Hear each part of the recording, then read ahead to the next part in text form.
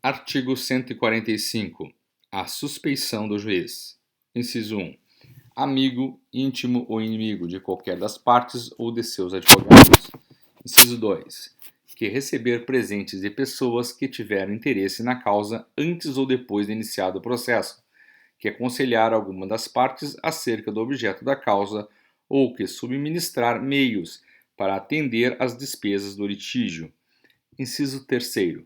Quando qualquer das partes for sua credora ou devedora, de seu cônjuge ou companheiro, ou de parentes destes em linha reta até terceiro grau, inclusive.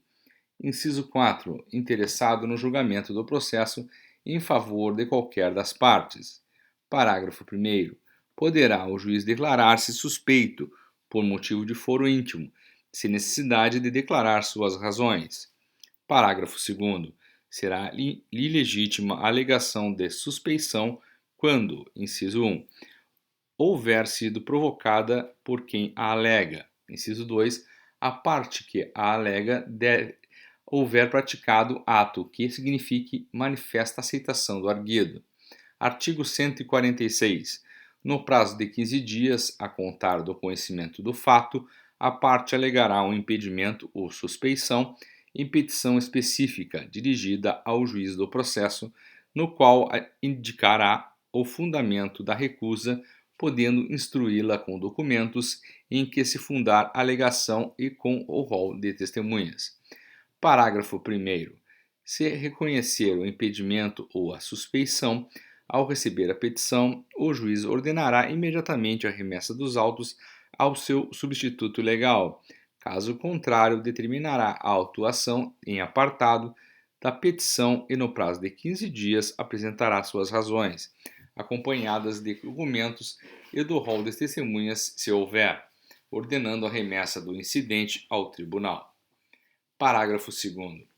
Distribuído o incidente, o relator deverá declarar os seus efeitos, sendo que, se o incidente for recebido, inciso 1, sem efeito suspensivo, o processo voltará a correr. Inciso 2, com efeito suspensivo, o processo permanecerá suspenso até o julgamento do incidente. Parágrafo 3º. Enquanto não for declarado o efeito em que é recebido o incidente ou quando este for recebido com efeito suspensivo, a tutela de urgência será requerida ao substituto legal. Parágrafo 4º. Verificando que a alegação de impedimento ou de suspeição é improcedente, o tribunal rejeitá-la. Parágrafo 5º. Acolhida a alegação, tratando-se de impedimento ou de manifesta suspeição, o tribunal condenará o juiz nas custas e remeterá os autos ao seu substituto legal, podendo o juiz recorrer da decisão. Parágrafo 6º. Reconhecido o impedimento ou a suspeição, o tribunal fixará o momento a partir do qual o juiz não poderia ter autuado. Parágrafo 7º. O tribunal decretará a nulidade dos atos do juiz se praticados quando já presente o motivo de impedimento ou de suspeição. Artigo 147. Quando dois ou mais juízes foram parentes, consanguíneos ou afins, em linha reta ou colateral até terceiro grau, inclusive o primeiro que conhecer do processo, impede que outro nele atue, caso em que o segundo se excusará remetendo os autos ao seu substituto legal.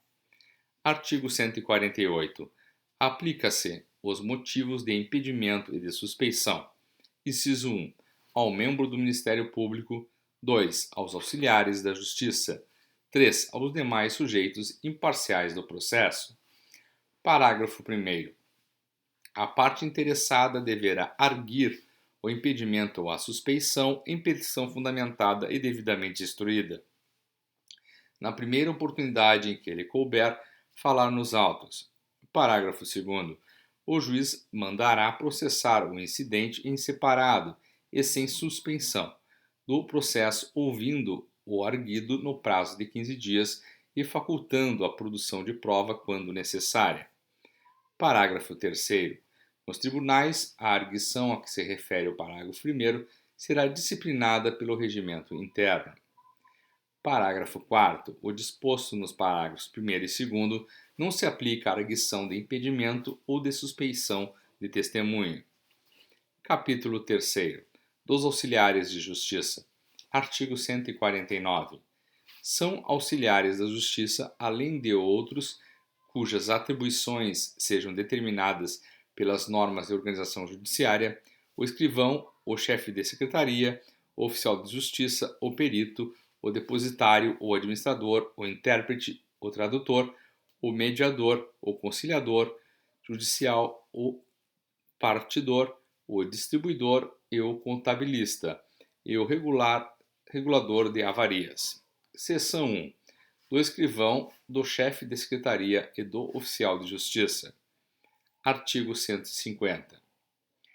Em cada juízo haverá um ou mais ofícios de justiça, cujas atribuições serão determinadas pelas normas de organização judiciária.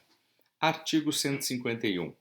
Em cada comarca, seção ou subseção judiciária, haverá no mínimo tantos oficiais de justiça quanto sejam os juízos. Artigo 152. Incumbe ao escrivão ou ao chefe da secretaria 1. Redigir na forma legal os ofícios ou mandados, as cartas precatórias e os demais atos que pertençam ao seu ofício. Inciso 2. Efetivar as ordens judiciais, realizar citações e intimações, bem como praticar todos os demais atos que lhe forem atribuídos pelas normas da organização judiciária.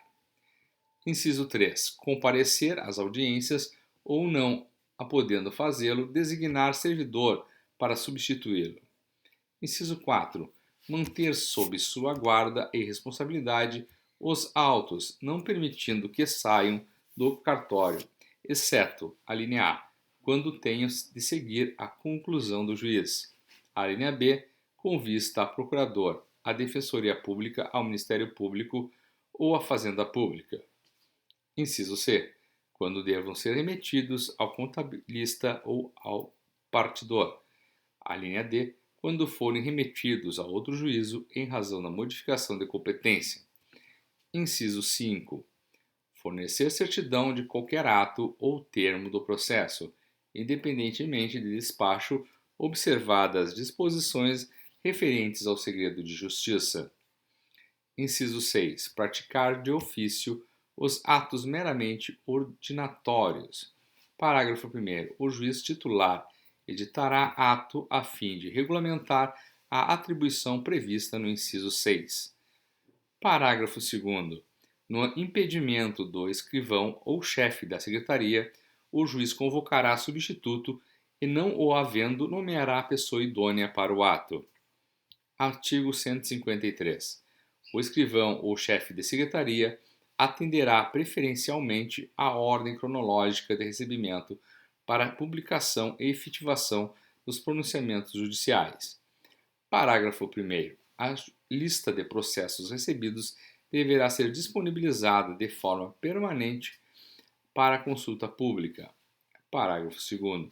Não excluídos da regra do caput, inciso 1, os atos urgentes assim reconhecidos pelo juiz no pronunciamento judicial a ser efetivado. Inciso 2. As preferências legais.